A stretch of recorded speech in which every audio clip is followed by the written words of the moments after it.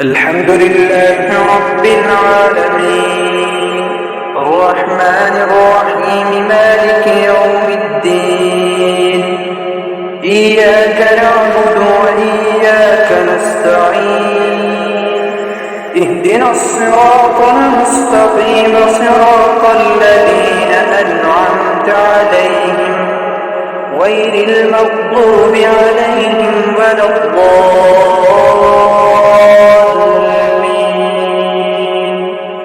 آمين.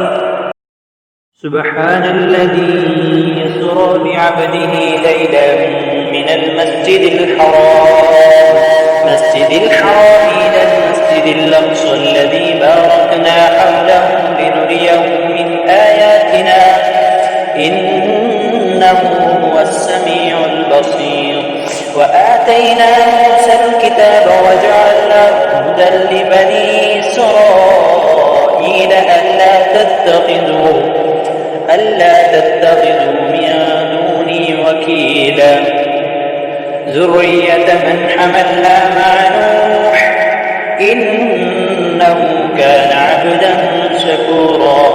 وقضينا إلى بني إسرائيل في الكتاب لتفسدن في الأرض مرتين ولتعلن علوا كبيرا. فإذا جاء وعد أولاهما بعثنا عليكم عبادا لنا أولي بأس شديد فجاسوا خلال الديار وكان وعدا مفعولا. ثم رددنا لكم الكرة عليهم وأمددناكم بأموال وبنين وجعلناكم أكثر نفيرا. إن أحسنتم لأنفسكم وإن أسأتم فلها.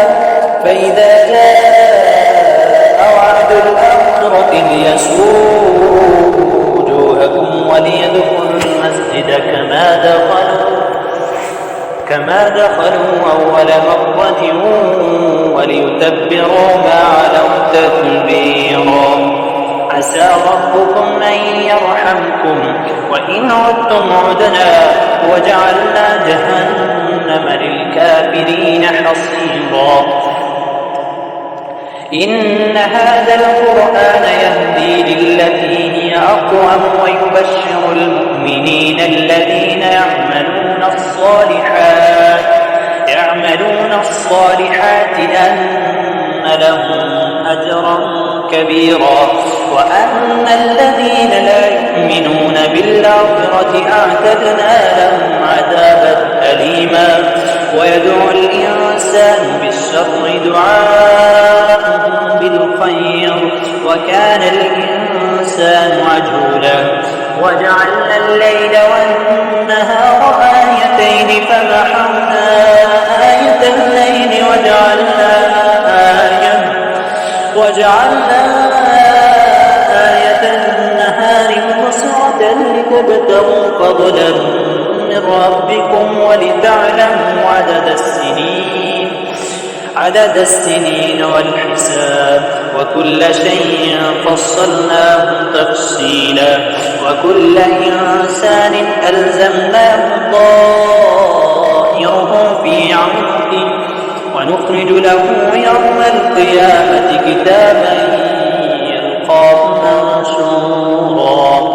اقرأ كتابك كفى بنفسك اليوم عليك حسيبا.